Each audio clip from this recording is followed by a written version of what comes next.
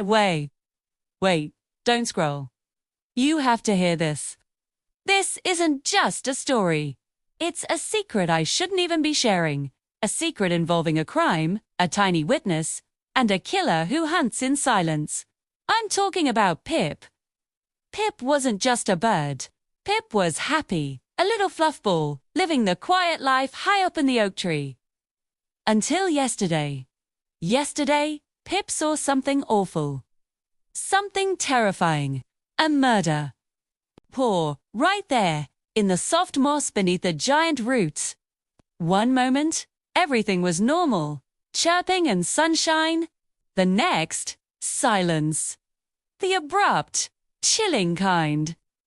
Pip saw the whole thing, the quick, lethal movement, the struggle that lasted only a breath. And Pip saw the perpetrator. And now, Pip is in danger. Because the killer knows Pip saw. Think about it. A witness who can't talk, who can't call 911, who can't even write a note. All Pip can do is hide and hope. The forest, which used to be home, has turned into a labyrinth of shadows and threats. Every rustle of leaves sounds like footsteps. Every shadow looks like the killer closing in. Pip has spent the last 24 hours absolutely terrified, fry up on a thin branch, trying to blend in. Pip is formulating a plan. Who can you tell when you're a tiny bird and the world is full of giants? Who would even believe you? Pip needs law enforcement, but not the human kind. Pip needs someone who understands the dark heart of the forest. Pip needs Officer Clausen.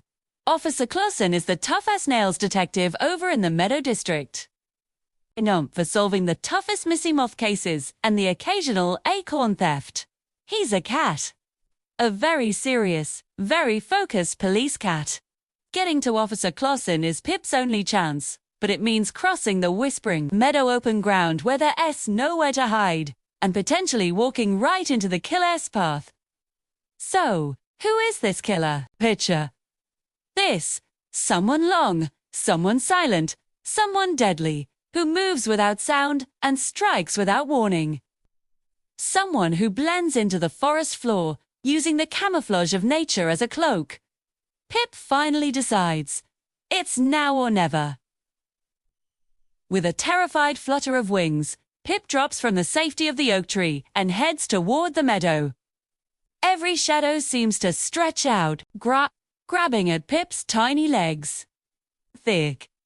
The air itself feels thick with menace. Pip keeps flying low, heart hammering like a hummingbird wing. Suddenly, a shift in the environment.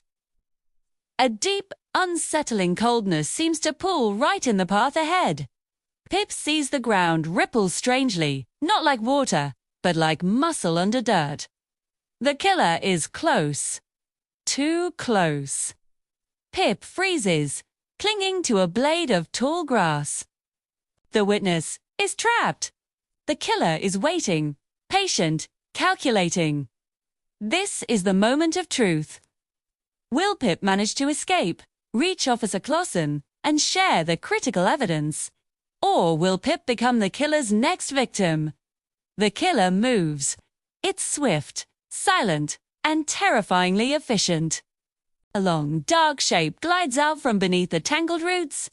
It looks like a thick, living rope. Scales catching the minimal sunlight. Eyes cold and unblinking. It's Silas. Silas the Copperhead. Silas the snake, known for his beautiful markings and his lethal bite. He knew Pip saw him. And now, he's blocked the path to the meadow. Pip knows there's only one option left. Distraction. Pip lets out the loudest, most frantic distress call possible, hoping it will draw attention. Any attention, even if it's just a squirrel. Silas recoils slightly, annoyed by the noise. That's Pip's window. Pip shoots up into the air, flying high above the grass, ignoring the terrifying feeling of open exposure. Pip sees the meadow ahead. And in the distance, a small, neat structure. Officer Clausen's precinct house. Silas, enraged, can only watch as the tiny witness flies towards safety. Pip lands, breathless and shaking, right outside the precinct door. A stern grey face with intelligent green eyes looks down at the terrified bird. It's Officer Clausen. Pip begins to chirp frantically. A torrent of information conveyed through urgent tweets and flutters. Pointing desperately back toward the oak tree and mimicking the long slithering motion of the killer. Officer Clausen listens, his tail twitching thoughtfully. He understands. The forest has a killer, and the tiniest creature provided the evidence. So, Pip is safe. For now, and Silas, the copperhead is about to find out that no one escapes the long paw of the law, especially when there's a determined little bird ready to testify. What do you think happens next? Does Clausen catch Silas? Let me know in the comments. And hit that subscribe button if you want to know how the forest justice system handles a copperhead killer. Thanks for watching.